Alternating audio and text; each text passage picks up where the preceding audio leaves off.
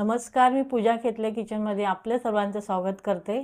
आज आपण करणार आहोत खरवस, गाईच्या दुधाचं खरवस करणार आहोत। त्यासाठी लागणारे साहित्य आपण इथे पहिल्याच दिवसाचा म्हणजे गाईचा चिक्का घेतलेला आहे 1.5 वाटी। तर 1.5 वाटी दूध घेतले साधं, नंतर अर्धी वाटी खोबरं आहे, ओलं खोबरं किसलेलं, 1 वाटी गूळ, 2 चमचे साखर, 1 चमचा वेलची पूड। आपण आता हे सर्व एकत्र इथे मिक्स करून घेणार आहोत। पहिला आपण हा चिका घेणार आहोत। बघा किती पहिल्या दिवसाचा घट्ट चिका आहे, त्यामुळे आपण हे दुसरं साधं दूध घेतलेलं आहे। तर दुसऱ्या तिसऱ्या दिवसाचं असेल तर तुम्ही नाही घेतलं तरी चालेल साधं दूध। ठीक आहे, आपण सगळं एकत्र करून घेऊया।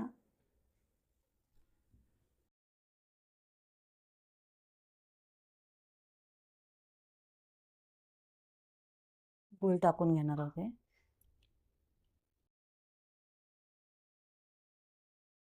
त्यानंतर साखर टाकणार आहे थोडी, जास्त गुळाला पाणी सुटत नाही साखर टाकल्यावर।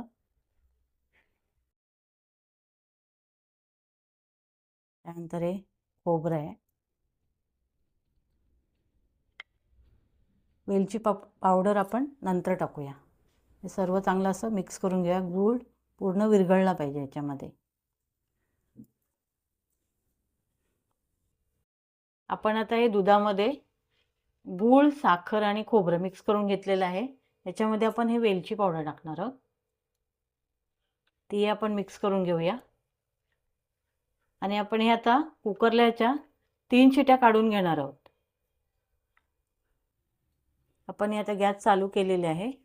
याच्यामध्ये मी 2 ग्लास पाणी टाकलंय। त्याच्यामध्ये आपण ही प्लेट ठेवूया।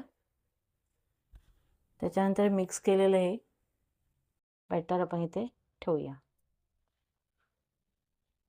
त्याच्यावरती आपण असं झाकण ठेवणार आहोत, म्हणजे वाफ खाली येणार नाही पाण्याची। आता कुकर लावून आपण कुकरला लावून घेतले। आपण ह्यातल्या आता 3 शिट्या करून घेऊया। ह्या आपल्या 3 शिट्या झालेल्या आहे। आपण आता गॅस बंद करूया।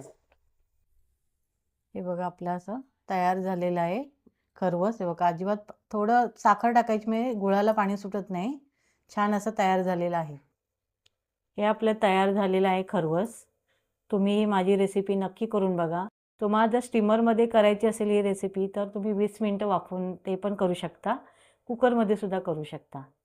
खूप छान लागते, तुम्ही हे नक्की करून बघा। आणि माझी रेसिपी आवडली असेल तर सबस्क्राईब, लाईक आणि शेअर करा। धन्यवाद।